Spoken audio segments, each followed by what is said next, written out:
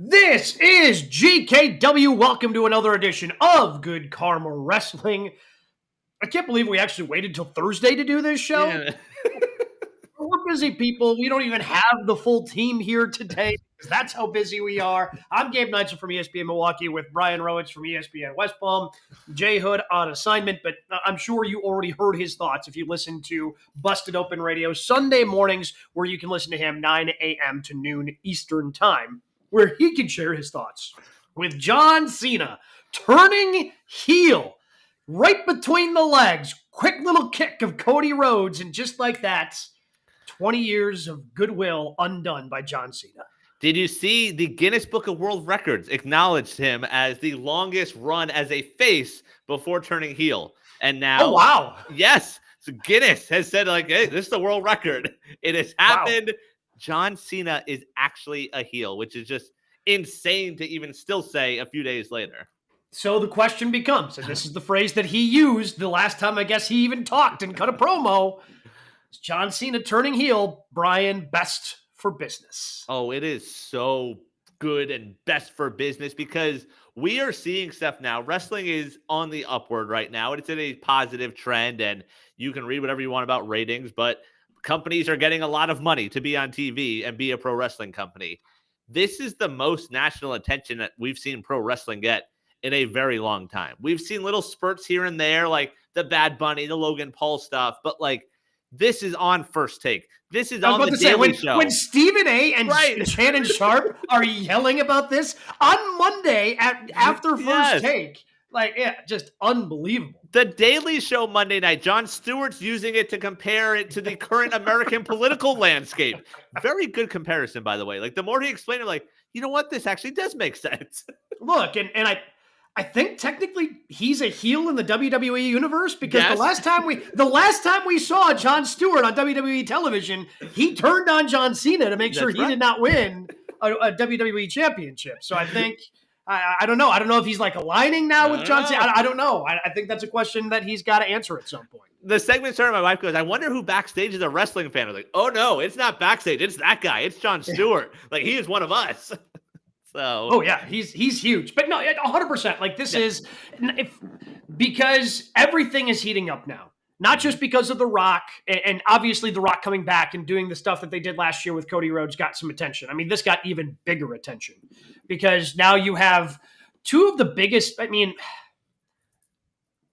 arguably the two biggest stars that WWE has made and then had post careers. Obviously, Hulk Hogan acted some, but I don't think he got to the level of Rock or even Cena. Like, Cena had his own, and I guess still has his own, DC series on Max, right? Like, I mean, Cena's been in some pretty big things, and like to have these two back in professional wrestling aligned. The Rock's in a Scorsese movie coming up. Yes, and then to have Cena turn, like something we have been waiting for at least a decade. I mean, when was the heel turn promo that he cut?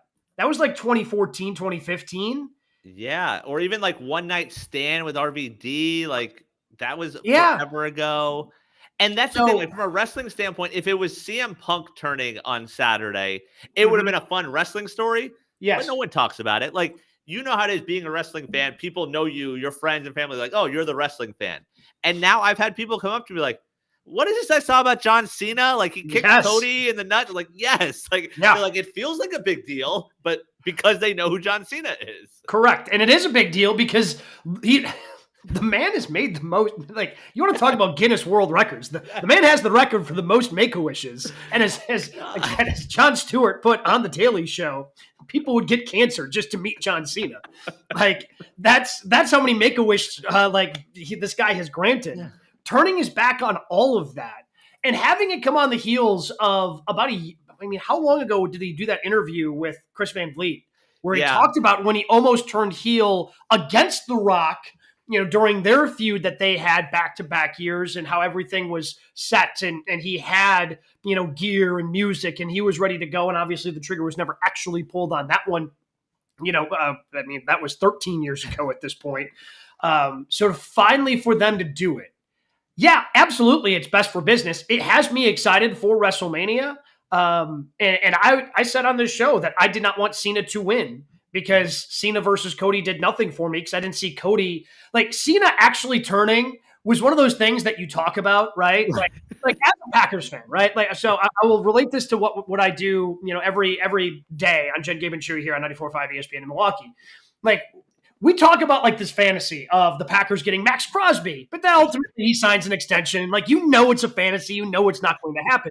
And that's the way I kind of looked at it as Cena heel turn. Like, right. Yeah, we can fantasy book it, but they're not actually going to do a heel turn Cena on his farewell tour. Like, there's no way that Triple H has the stones to pull that off. And sure enough, he did. And it just adds a layer of intrigue heading into now the WrestleMania season, that everything is starting to pick up and everything is starting to feel pretty fun and exciting. And kudos to him, because if this is the final year, because I feel like you almost have to speculate now whether or not we will see more Cena after 2025. But he's a heel. He can lie now. He can lie. The man can lie. So he could have very easily just played the hits all year long, and fans would have cheered him, because we haven't seen him in long, and people are behind him now. Like, he would have gotten the support that for 20 years he's really looked for. He's like, no, I'm going to try something different. I'm a little worried that fans start cheering him, and maybe he's not like vicious enough heel because fans find it so cool, but still kudos for him for going this route. Well, here's the problem. Like, and I'm willing to look over this because, again, the man's been the Guinness World Record for, for being a babyface the longest.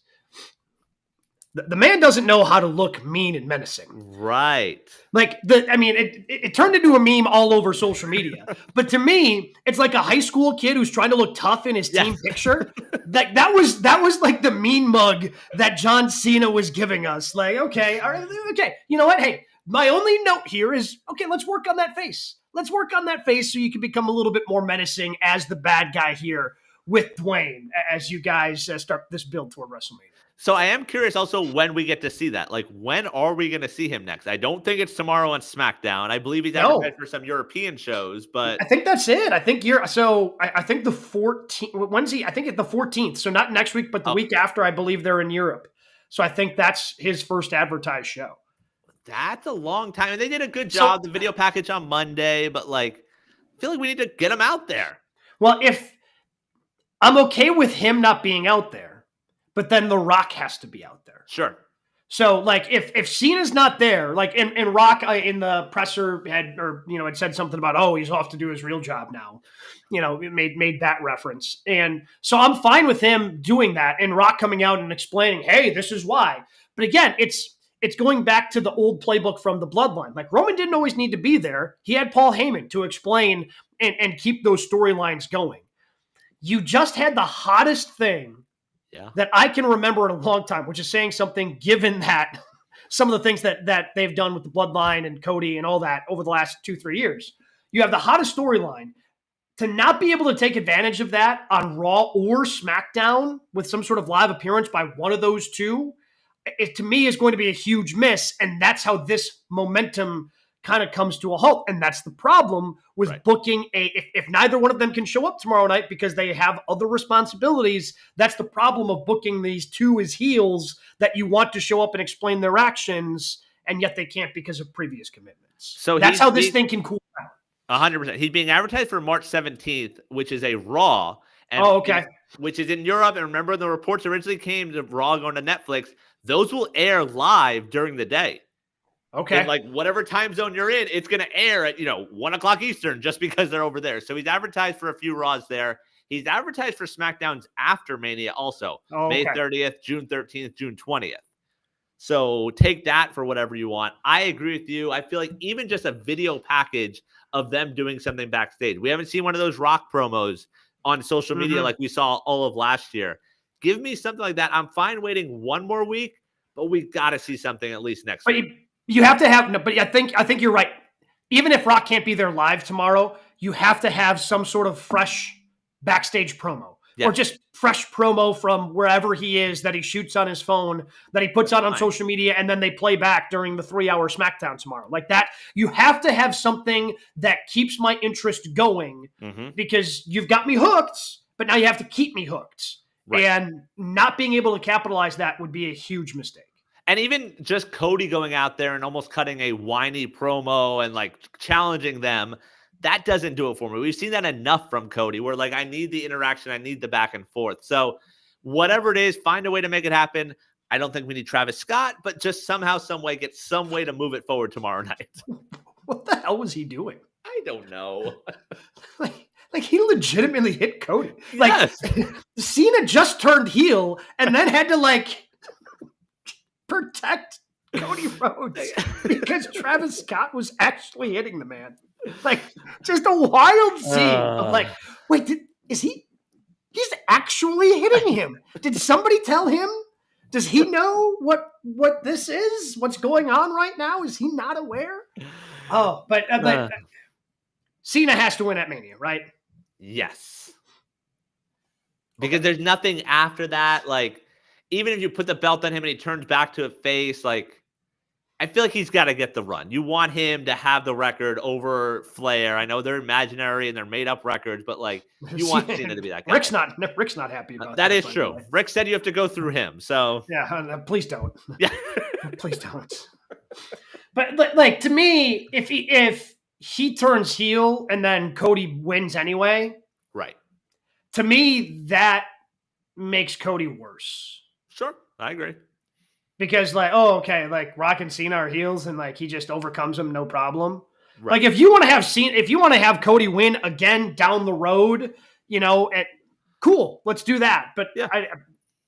Cody hasn't faced much adversity as champion, and this is the first time he really had. Well, I shouldn't say that because the KO stuff, especially a month, 2 months ago, back in January, I think that was. We were hoping for KO, but now we've got something even bigger. But Cena's got to win this one. I completely agree, and I'm sure the match will be like last year's. It'll be schmozzy. It looks like Stone Cold sort of dropping hints, like maybe we hear the glass shatter, which would be amazing. Would add to that moment. But yes, Cena winning is the way to end the night. And also, you don't need both. Like the only pushback, I guess, is then both world champions are dropping their belts because you assume Jay's beating Gunther. Look, Cena just like we're living in a post Luka Doncic was traded and John Cena turned heel world. Anything is possible. Anything is like everything. You have to consider everything. Everything has to be on the table.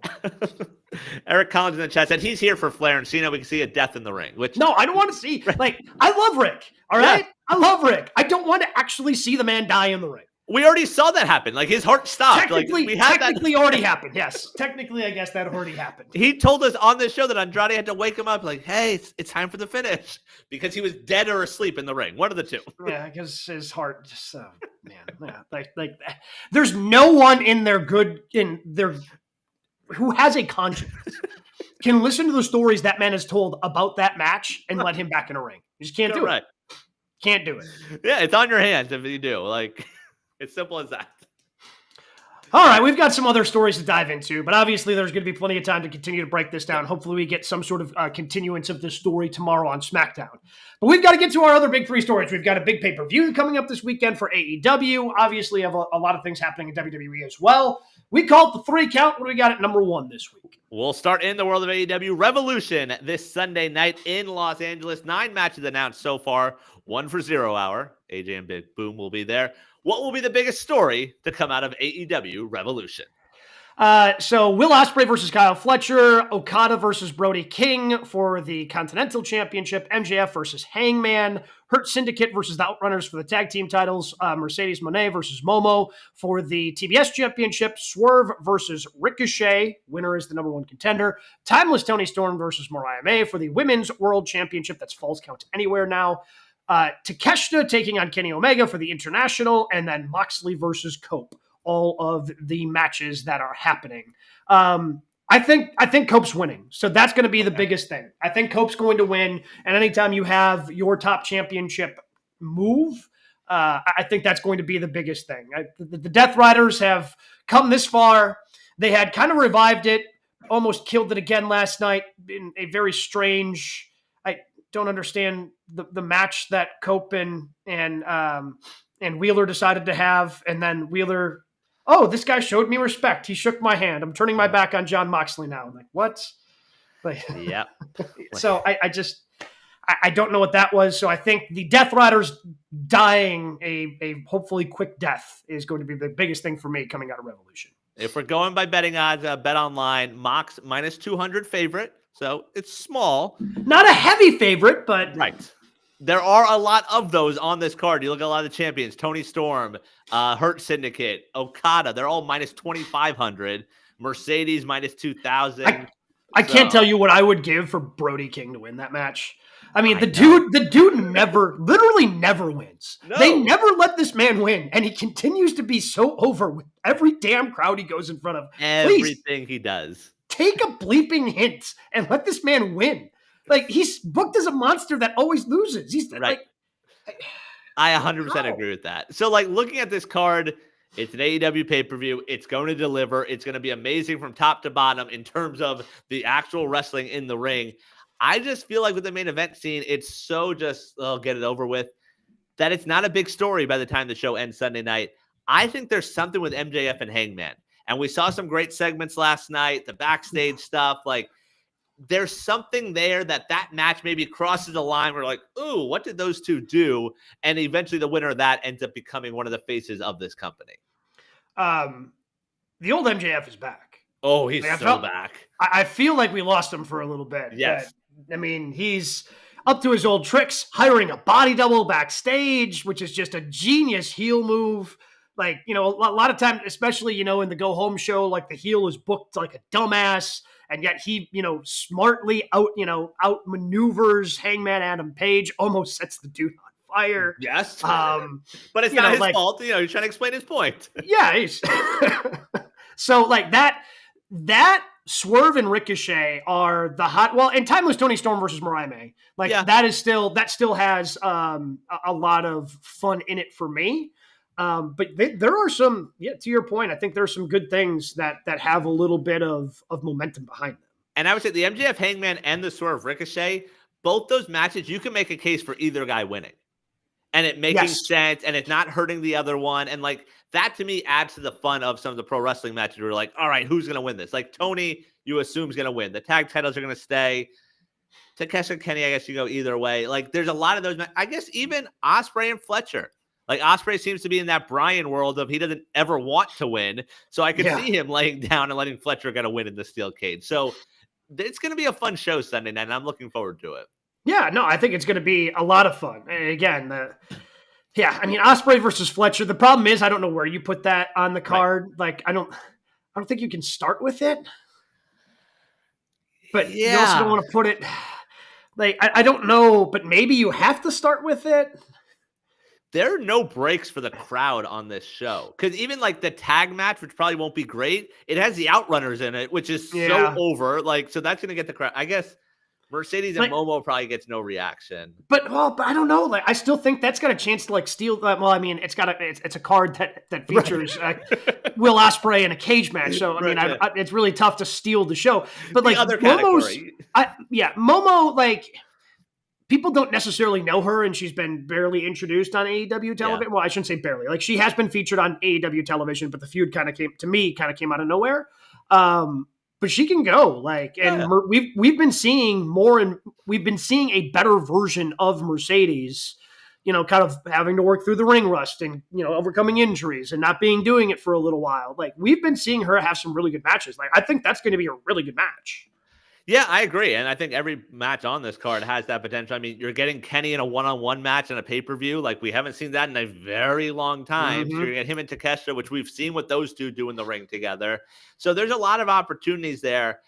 But then, you know, ending the night with Mox and Cope, it just feels like the night's going to end in almost disappointment, no matter which way that goes. I don't think so. Like, Cope winning a world championship, like, he's he's over enough generally, right? Like he's big enough. And the second that his music hits after, you know, you pin 1, 2, 3, like people are going to be excited.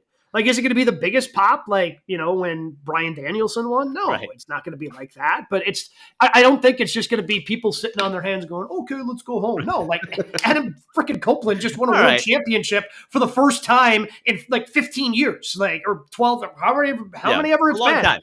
Yeah, long time. It's been 10 plus years since the man's won a world championship. And if they put it on him on Sunday night, like that's going to be a moment worth celebrating to me.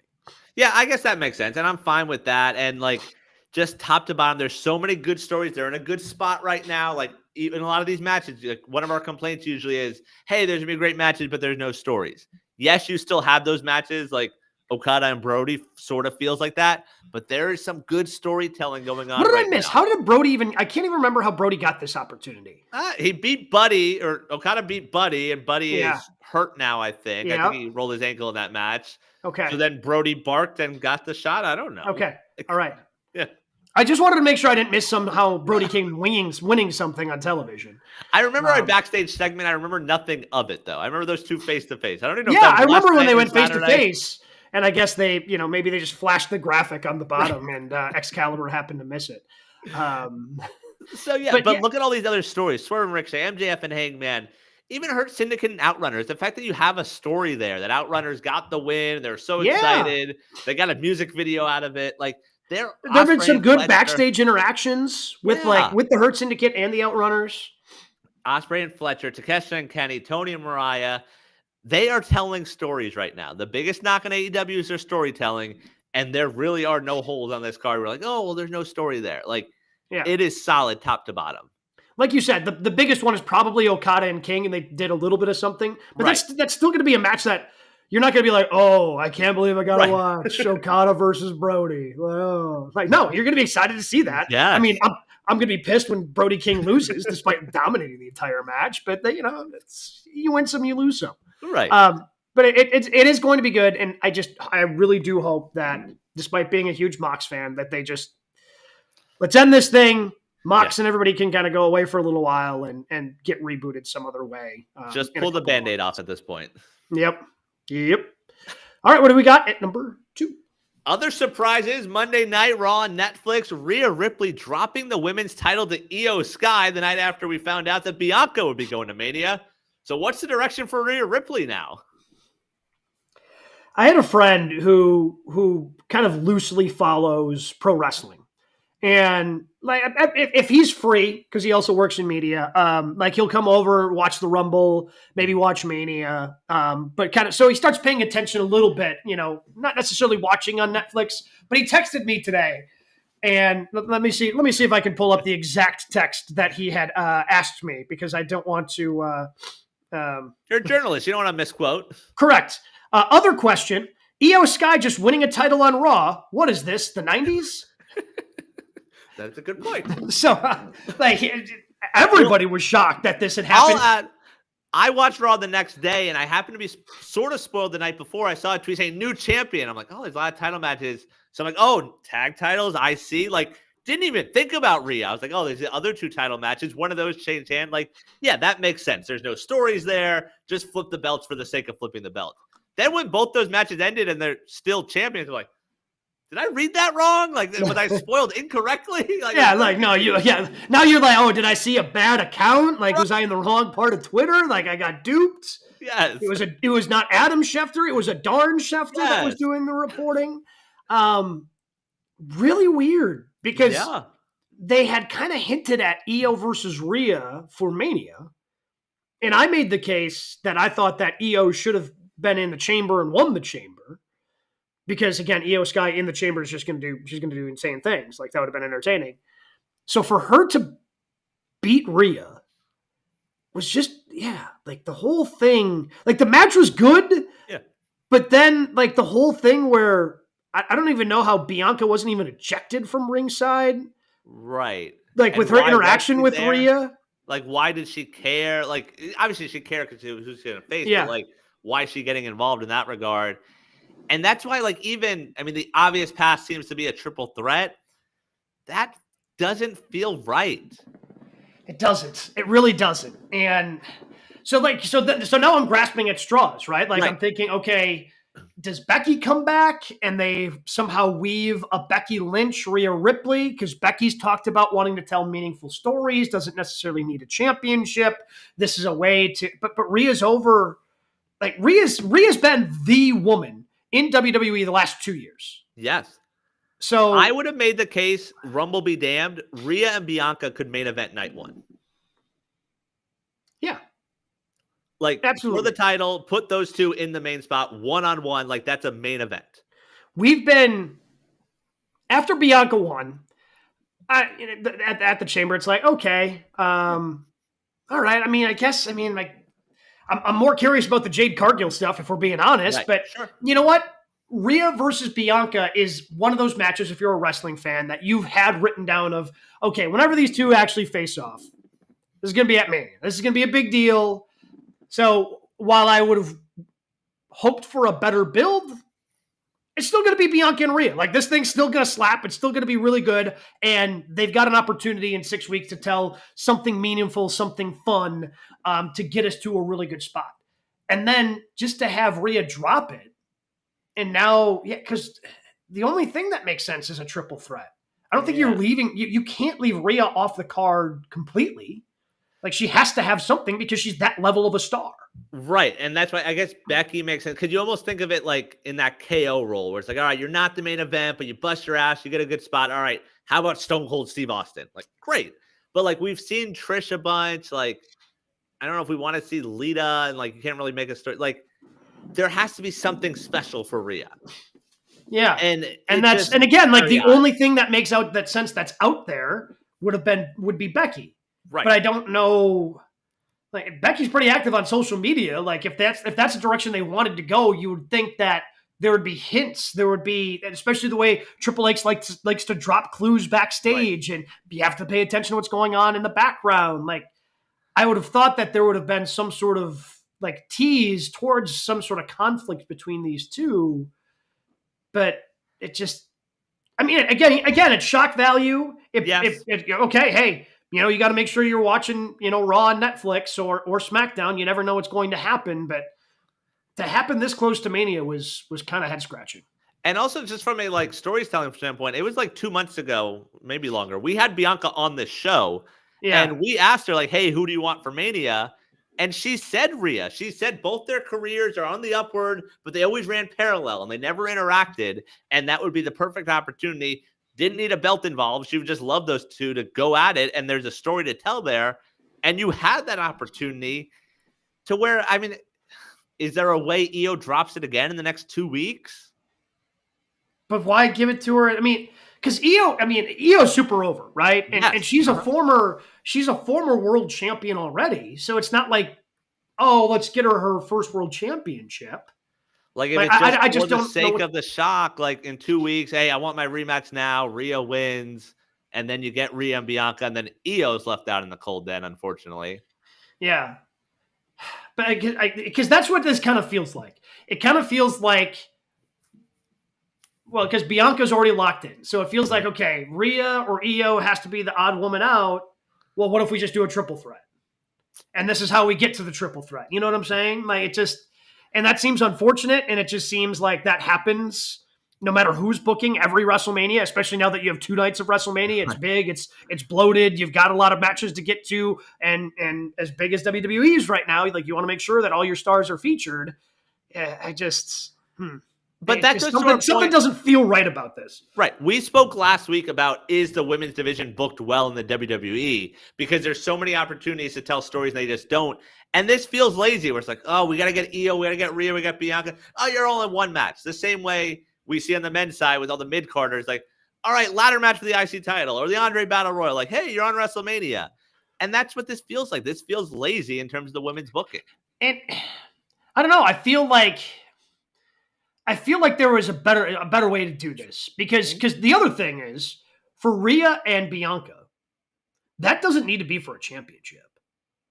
Like, those two are big enough, and you could build that into such a big thing. It doesn't need to have a championship on the line. So I could have seen something where, maybe Rhea, who is the champion, thinks she's going to WrestleMania, somehow costs Bianca, right? In the Elimination Chamber, somebody else wins there. And then to get revenge, Bianca, costs Rhea, Io. Now you've got multiple stories that you can tell, right? You've got Io versus maybe an up-and-coming challenger, and that's going to be a great match because Io is probably the best technical wrestler that they have in the women's division in WWE. So that's going to be a banger. And then you have this, just 2 Goliaths within that division going head-to-head. And it doesn't have to be for a championship. And now you're telling stories without a championship, which so many women have told us on the show is something that they want to do within their respective divisions. Yeah, and I think also to that point, like we've talked about, we've seen enough of Rhea and Liv. But if you did Liv and Io, I'd be fine with that. Like Liv deserves an opportunity also. She's been front and center this whole year and has been a big part of what WWE is doing. Like, so you get her in there, you get Rhea in there. Like you mentioned, we still have the Jade part. Jade and Bianca is the ultimate. Oh, I want to see what happens when those two go at it. You have a division that you can book and throw stuff out there, and they just choose not to. Yeah. And instead, it looks, because again, the only thing that makes sense at this point is the triple threat. Right. And I don't know. And like the way they're doing some of these swerves, like, you know, we're getting Rollins and Punk on Monday at the Garden. And that means we're not getting it at Mania. We've seen the rumors. Is Roman going to still be thrown in there as a triple threat? But I mean, but again, like, and Seth Rollins is the connective tissue there to make it a triple threat. So I don't know if Roman shows up, and yeah, but again, you have 2 nights of 4 hours. We don't need all these triple threat and multi-man and women matches. Again, to me, Seth versus Roman is a fight forever situation. Mm-hmm. Like it's like KO and Sammy. Yep. You can heat that up anytime you want, and you can make it really good. Like it's going to be fantastic whenever you do, because they've got a fight forever feel and to be fantastic. So, but then adding CM Punk there, it's like, oh, I mean, Punk doesn't really have that many issues with Roman, not like Seth does, right? Like Seth has like this deep personal grudge against Roman Reigns, and the same thing with CM Punk. So to like, it just feels weird. So I'm behind them being in a steel cage, but then I still don't want a triple threat with those three. I want a different direction. And maybe Punk gets that. I don't know. Like, yes, the Mania build that we started talking about with Cena, like we're excited about the build. There's a lot of question marks right now on that roster of like, hey, are there plans for that person for Mania? Like, it's just very odd where they're at right now. Like Sammy, KO, Drew. Well, KO, I think, KO. Yeah. I think KO Orton is out there. Drew and Priest, like that's a step down for Drew. Like, yeah, and it's a good problem to have. You have this much talent, but like, still give us stories though. Like, if you're telling stories for multiple months, like KO and Orton don't need a title because there's a story being told there. Yep, but like in a very long-term story. Yes, so like that Mania payoff, like that's awesome, but like. Roman's just sort of around. Solo and Fatu, like, are they gonna have a spot on Mania? Like, we know we'll see them, but like, where are we at with them right now? Yeah, it's very odd where they're at. Yeah, but again, that's where going back to Cena turning, like it certainly heats up the excitement, but it doesn't fix all the problems you have. Right. Right. I mean, it draws excitement. It draws a lot of excitement, and it gets you a lot of attention in a lot of places, and good for you. But you still got other work you got to do in order to make the other, 13 matches that you're going to have between the 2 nights work and make sense. Like, you can't have Kaiser and Penta again for the 400th time, and Penta's been there for 2 weeks. Like, that shouldn't be a Mania match. Like, have something else for Penta to do if you're going to push him up like you are. Yeah, I told you that I was worried about that from day one, man. Uh-huh. Right. And at least Rey Fenix is, out now. So he's going to be in WWE. So maybe there'll be a tag team and they can, wrestle American Made like 7 weeks every or something. week. Yeah. Like New Day is occupied with LWO. So they're doing that every week. Like it's very much, hey, look at the shiny stuff over here and ignore everything else. Poor Chad Gable, though. Another high-end luchador coming to WWE. He's trying to figure all this out, man. Poor Chad Gable. All right. What do we got at number 3 this week? All right. We talked about the heel turn of all heel turns, John Cena, this past weekend. He was the never say never guy. So let's say never. Who in wrestling can you say will never turn heel? I mean, if Cena turned heel, like, I don't know if there's anybody left in either of the main, like, in any big promotion. Like even Braun Breaker, who is so young into his career, like he's gone back and forth already on the main roster. What is he right now? I'm not sure. Okay. I'm not sure, but like he's definitely been a babyface. He's definitely been a heel. I think he's kind of a tweener now. So I don't know if there's anybody in major professional wrestling that has been a babyface and not really been a heel, or at least has been babyface for so long that, like, oh, I can't imagine them turning heel. Because I guess the Doctor of Thugonomics, like, probably a heelish character. Yeah, but that was so long ago that I feel like no one even acknowledged. Like, we acknowledge that it exists, but like, but that's what I'm saying. Yeah. But like 20 years, again, that's 20 years ago at this point, where he was just a face for 20 years. So I don't know, like, who even exists that could be that, because we've seen Cody Rhodes as a bad guy. Like, that's what started the whole Indie Cody thing, was him as a heel. And I see him becoming a heel at some point in his WWE tenure. Like, that is very clear to me, that at some point the crowd, already kind of starting to happen, but the crowd is going to continue to turn on Cody, and he'll have to become a bad guy. Like, it's just, that's the natural order in AEW. Like, I could see that. Like, oh yeah. So I wrote 4 down, and I'm not confident in any of them. Like, it was a struggle to literally comb through both rosters and be like, all right, who can I make a case for here? So the 4 I wrote, starting with AEW, Orange. Ooh, what would that look like? He starts trying? Yeah, because that's it. Like, I can still fantasy book him as a heel, but yeah, he starts trying. Like, maybe isn't wearing the denim anymore. Like, he's tired of, like, the perception. Like, maybe. Okay. All right. I like it. it.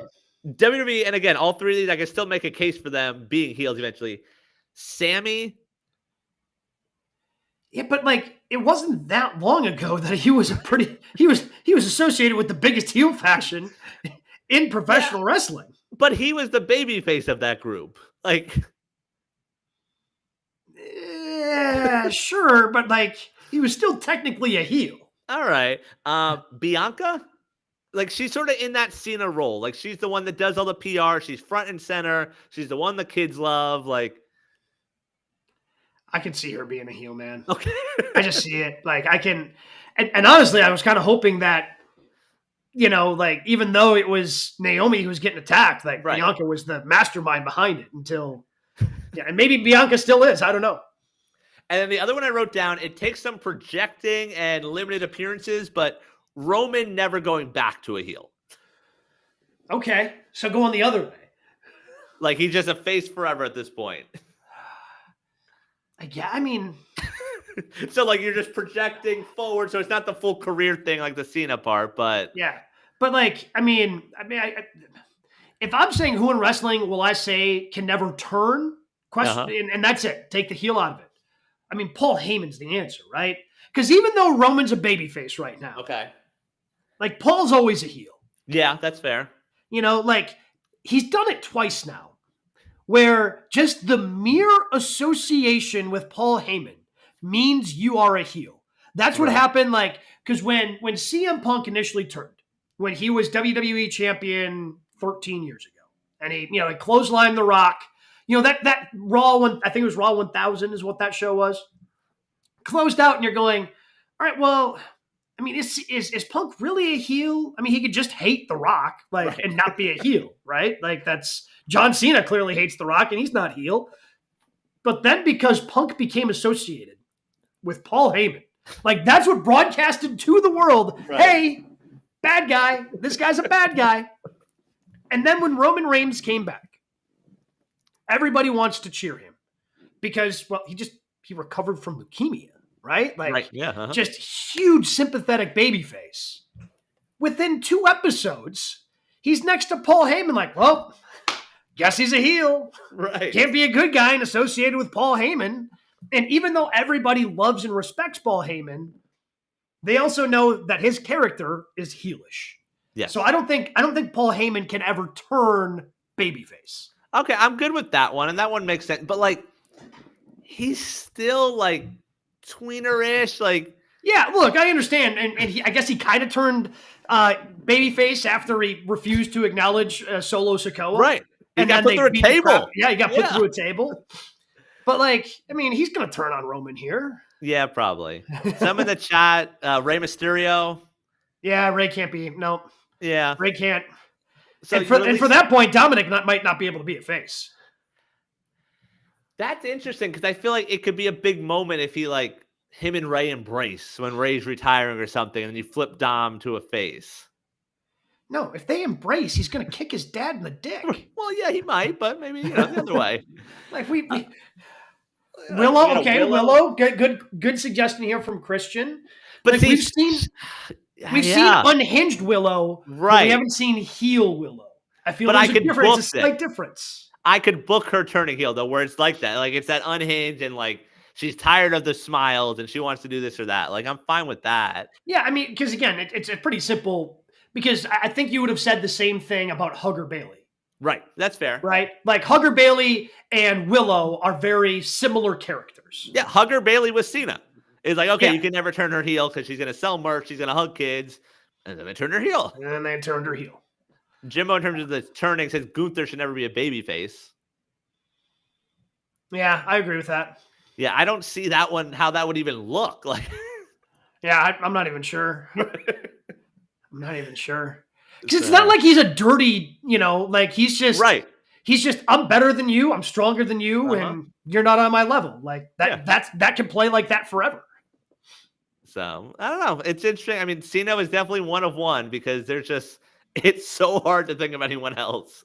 No, like and again, like of the list you came up with, like Orange makes the most sense. I think he just kind of has to stay that because of who the character is. Like the closest we get is when he wore the black denim to the ring, like, oh, now he means business. Right. He's not wearing the blue denim. He's got the black denim on. This is a serious dark turn here for Orange Cassidy. But yeah, I mean, I feel like in wrestling so often, like it's just an easy, like, just turn them the other way. Like just to try and freshen someone up. You flip them from heel to face. Cena never did that. And like, even like, I guess Cody, if we go like long in terms of like consecutive time, he might have the longest run as a face, but it's not going to be forever. No, like I could see him turning within the next 2 years. Right. So that's insane. And even you look at the top of the WWE, like there's a lot of over faces and they all could turn within a week or two. Yeah. Punk, Rollins, Roman. Yep.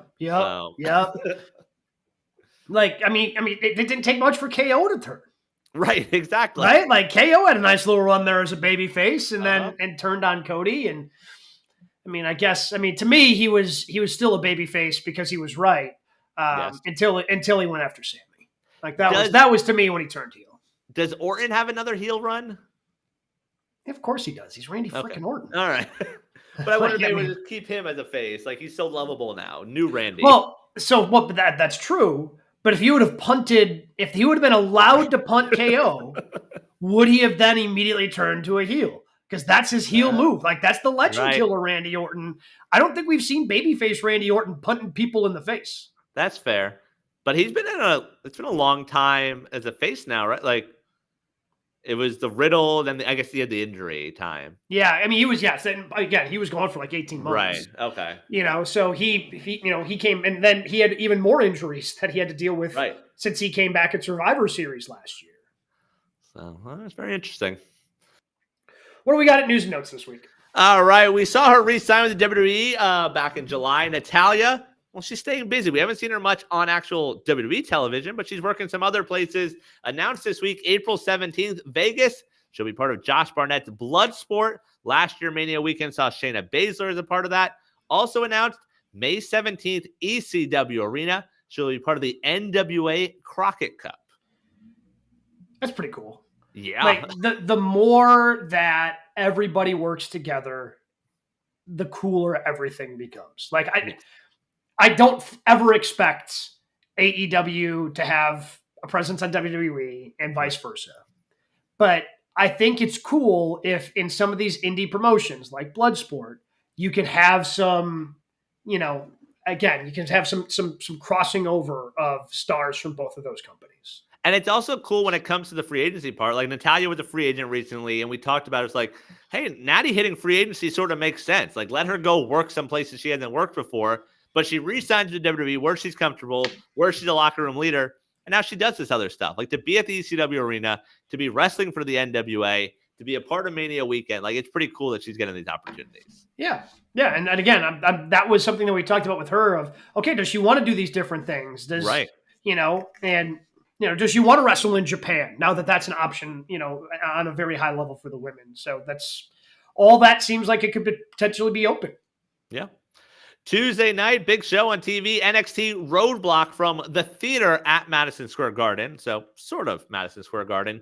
Pretty packed card for NXT. NXT title on the line. Obafemi defends against Moose. The TNA tag titles are on the line as the Hardy Boys defend against Nathan Frazier and Axiom.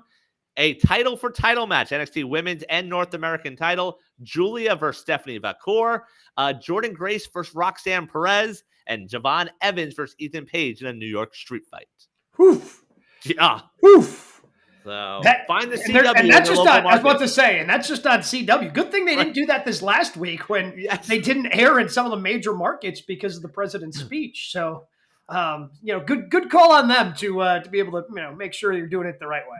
Yeah, so good on them. MJF, in an interview with Sports Illustrated, talking about his contract, says any reports about how much he's making are, quote, a little on the underside. He said by the time his contract's done, he'll make over $15 million, and he'll continue to be one of the highest paid superstars.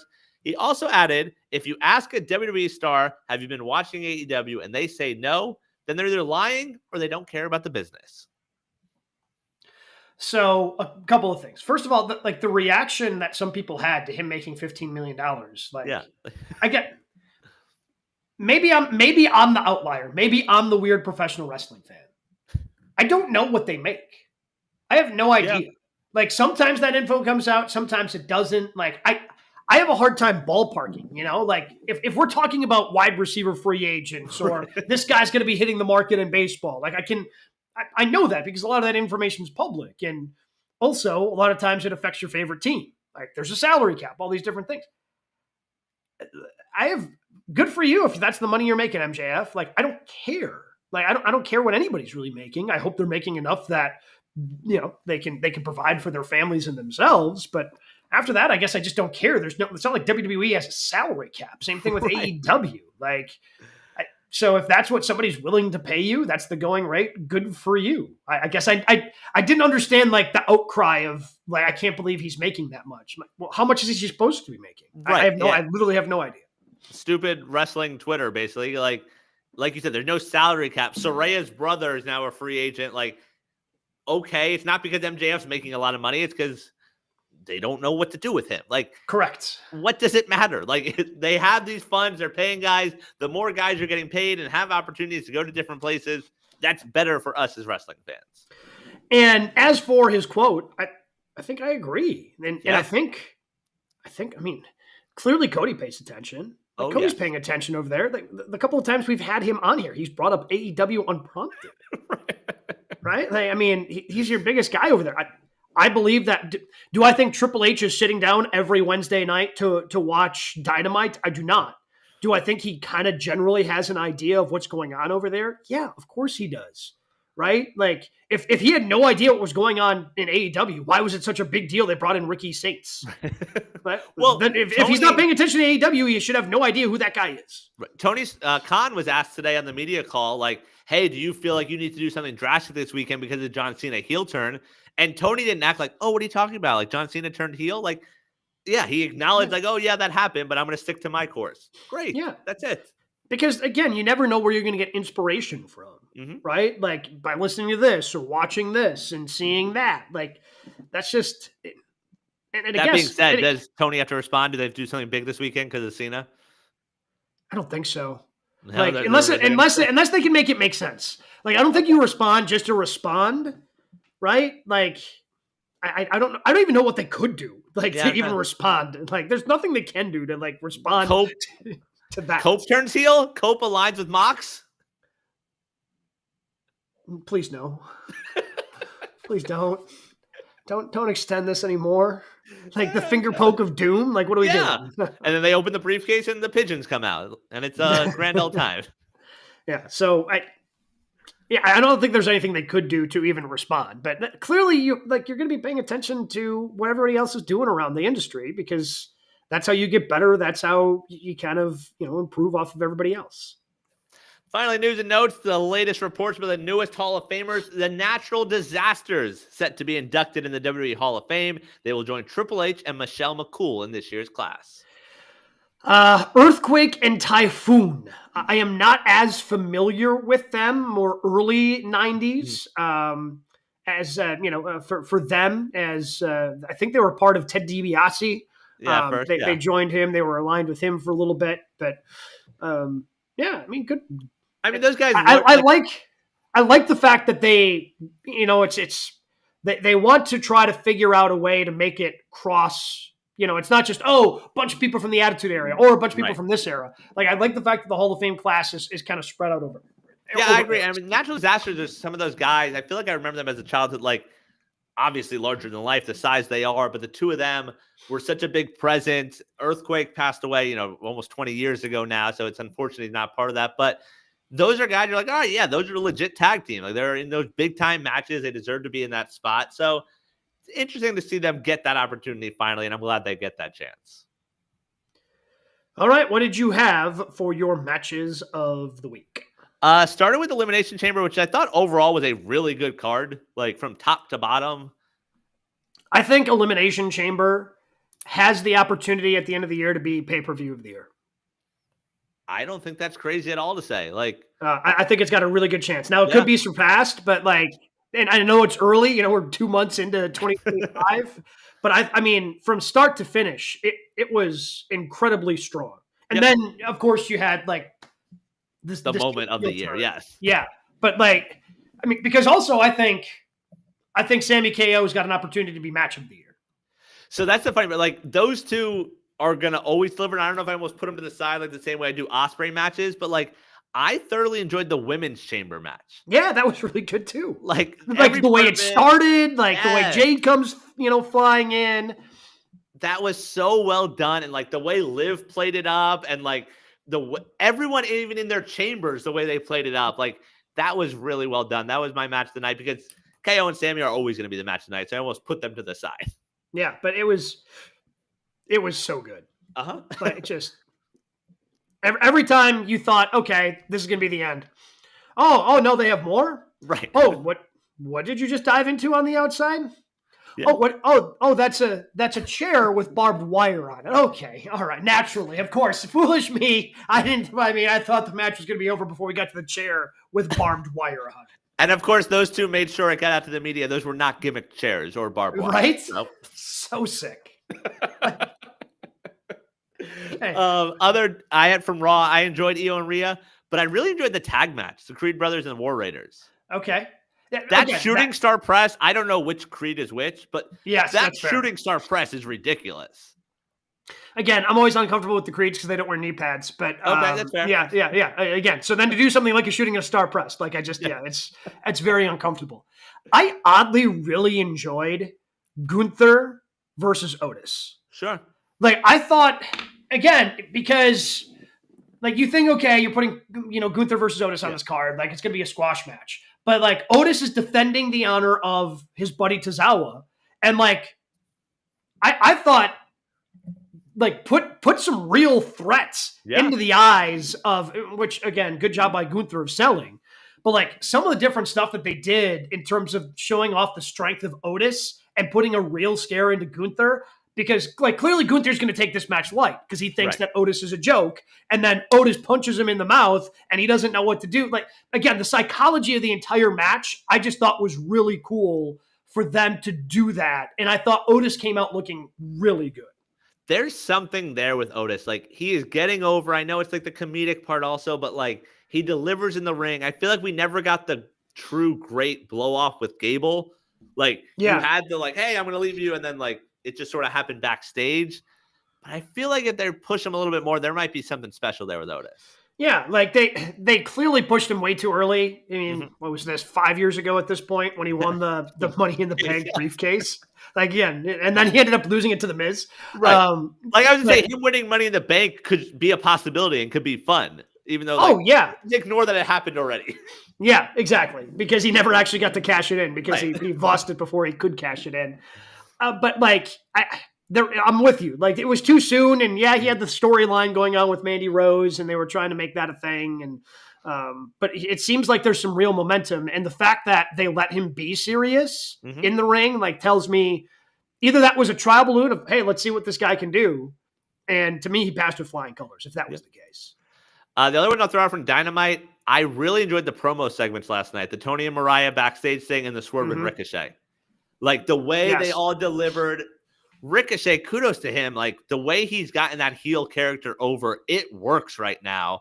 And even like wearing the hat so they can't, call him bald and things like that. Like it's working right now for Ricochet. Collision, what they started the show with, the tag match between Undisputed Kingdom and FTR was really good. And FTR doing the sportsmanship. Yeah, right? Like that. No, we don't want the win. Like, we don't want the win. Like, that probably dragged on a little too long for me. Yeah. But, like, the actual match and the action, that all that was spectacular. Yes. Solid week. Pay-per-view this weekend, but things are cooking. Yeah, things are cooking. Again, Revolution coming up this weekend. The build for WrestleMania continues. Who knows when we see The Rock and Cena again. If you want to catch up on old shows that we have, some of the other special content, check us out on YouTube, youtube.com/@GoodKarmaWrestling. And again, if you missed our guy JHood tonight, if you missed his commentary, well, you can always get the latest with JHood. Sunday mornings, SiriusXM busted open every Sunday, 9 a.m. to noon Eastern time. Revolution, Raw, SmackDown, so many things to dive into. We'll do it again next week right here